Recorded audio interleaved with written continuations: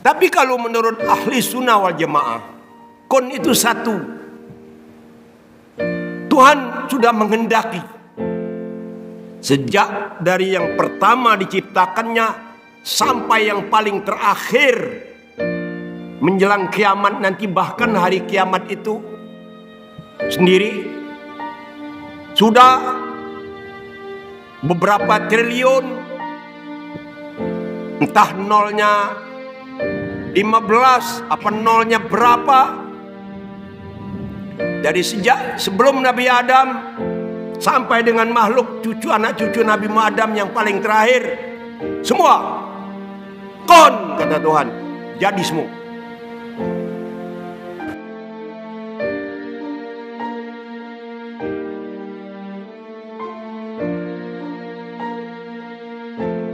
Assalamualaikum warahmatullahi wabarakatuh.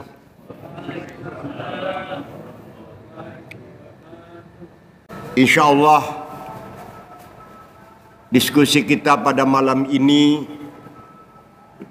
tentang sifat Allah mukhalafatul hawadis.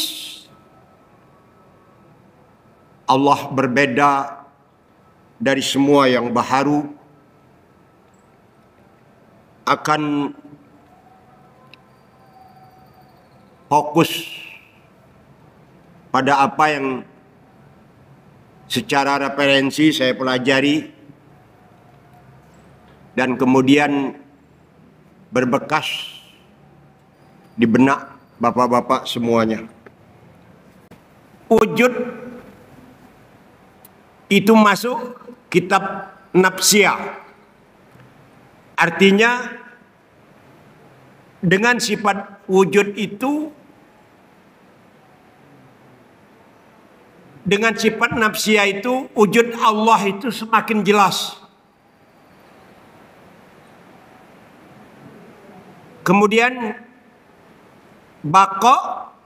kidam bako malam ini mukhalafatul hawadis, berbeda Allah Subhanahu wa taala dari yang baharu, mustahil mumasalah lil hawadis. Mustahil sama dengan yang baharu. Jadi mukhalafatul hawadis artinya Allah berbeda dari yang baru, lawannya mustahil mumasalah lil hawadis, semisal sama dengan yang baru. Malam ini mukhalafatul hawadis dalilnya laisa kamislihi syai'un fil ardi wala fis sama. Tidak ada yang menyamai Allah, baik yang ada di langit maupun yang ada di bumi. Allah beda dari yang baharu. Dalam membicarakan sifat mukhalafatul hawadis ini berarti kita membicarakan jika ada pandangan, jika ada pendapat bahwa Allah itu mengambil tempat, ada unsur material. Nah, itu ditolak oleh sifat salbiyah. Karena kidam bako mukhalafatul hawadis yang ketiga malam ini merupakan ragam dari sifat salbiyah yang artinya menolak. Menolak kalau ada pendapat bahwa Allah itu bersamaan dengan sifat-sifat yang wajib bagi Allah Subhanahu wa taala. Kemudian jika ada yang mengatakan bahwa Allah itu arad, sifat-sifat yang sama dengan sifat manusia, itu ditolak oleh sifat salbiyah. Kemudian jika ada anggapan bahwa Allah itu bersifat kulliyah. Kulliyah itu artinya besar, gede. Dan jika ada yang mengatakan Allah itu bersifat juz'iyah, artinya kecil. Makanya keempat ini ditolak oleh sifat salbiyah. Jirim, arad, kulliyah, dan juz'iyah. Bapak-bapak, yang terkait dengan sifat jirim ada 4. Pertama, baharu. Kedua, terdiri dari bagian materi. Ketiga, menempatin ruang. Jadi jika Tuhan dikatakan gede itu memerlukan ruang yang gede. Jika Allah dikatakan kecil, ya memerlukan ruangan juga walaupun kecil. Ada dalam ruangan, entah di mana kalau dikatakan kecil. Dan jika Allah itu dikatakan punya unsur materi, dan materinya itu terbuat dari apa? Apa emas, perak, batu? Dan itu semua ditolak oleh sifat salbiyah. Dan yang terkait dengan sifat arad, yaitu Allah tidak berdiri sendiri. Koalisi dalam melaksanakan pemerintahannya. Itu ditolak. Dan jika ada yang beranggapan berada dalam satu dimensi, ruang dan waktu lain, maka itu ditolak oleh sifat salbiyah.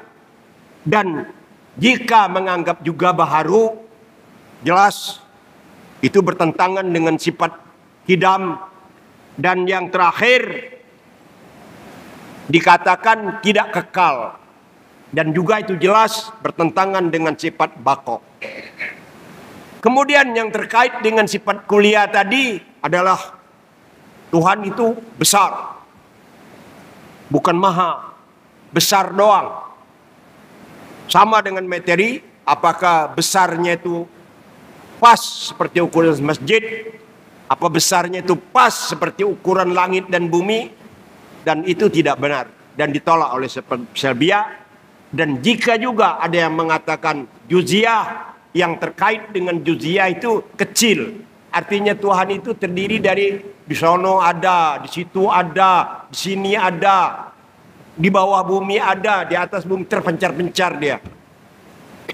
Itu juz'iyah namanya.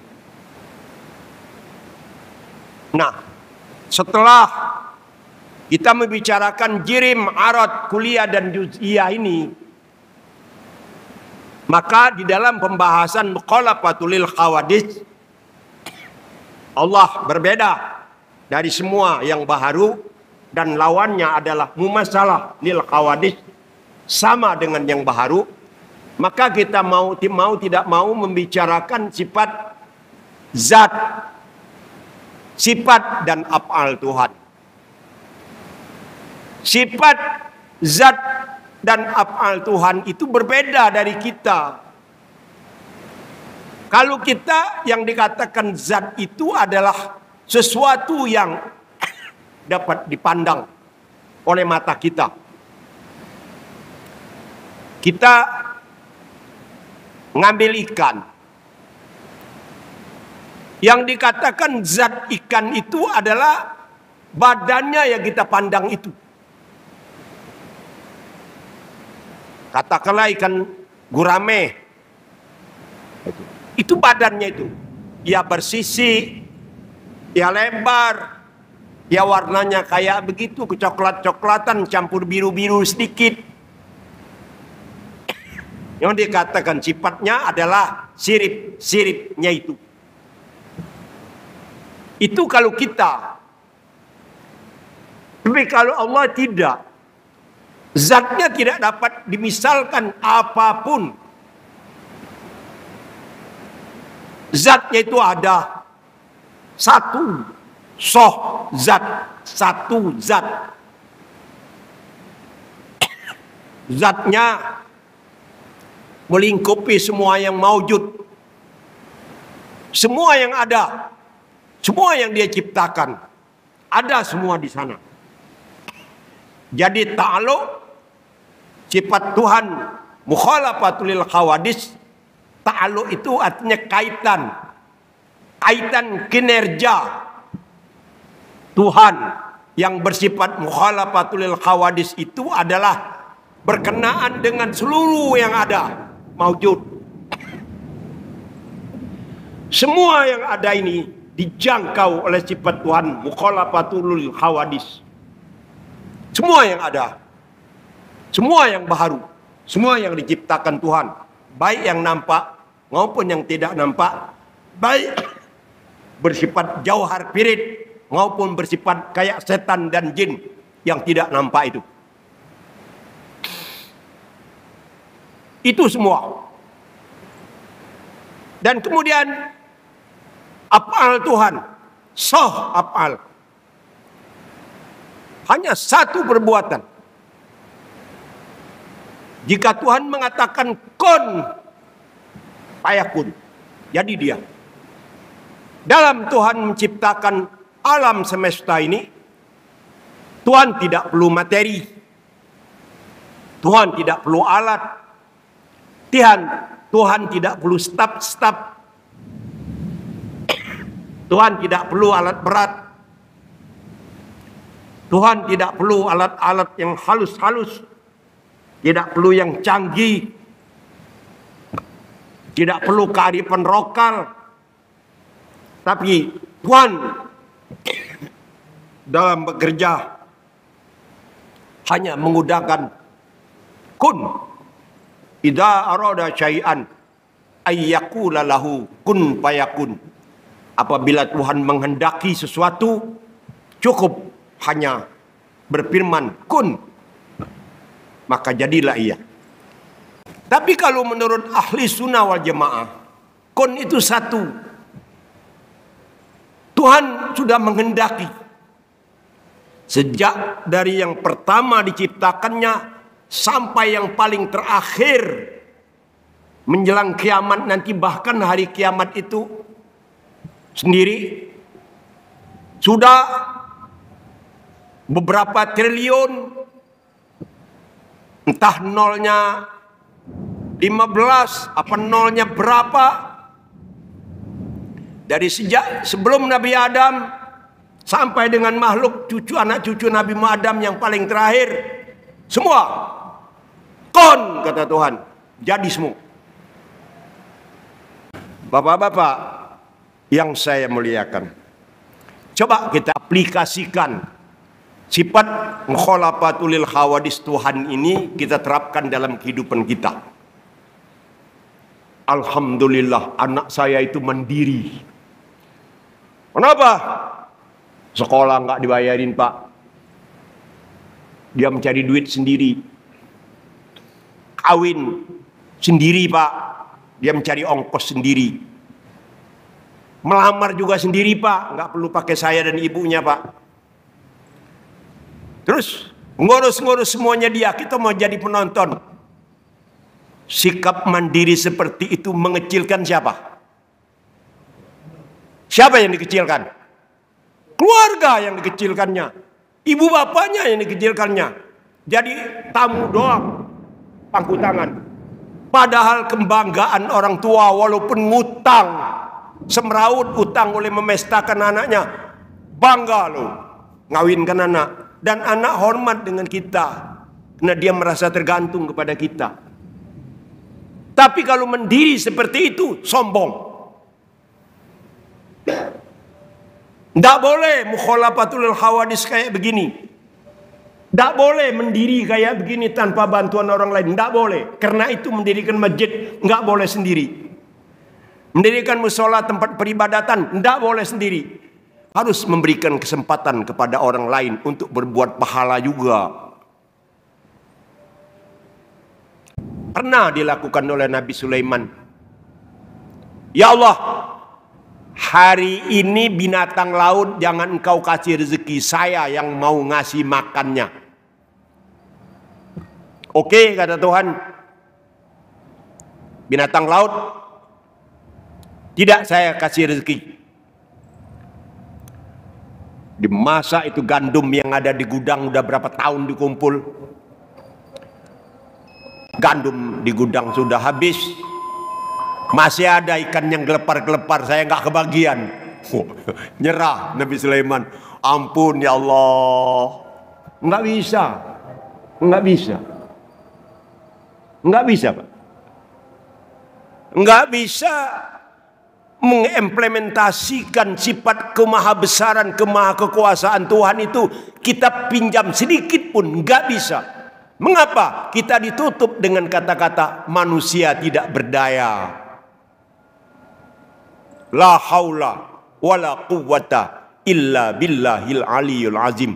Itu kunci dari sifat mukhalafatul hawadis, bahwa manusia itu la haula wala quwwata illa billah. Manusia tidak punya daya dan upaya kecuali Allah. Barakallahu li wa lakum. Subhanaka wa bihamdika asyhadu an la ilaha illallah astaghfirullah li wa lakum wa lisyairil muslimina wal muslimat wal mu'minina wal mu'minat innahu huwas sami'un alim. Assalamualaikum warahmatullahi wabarakatuh.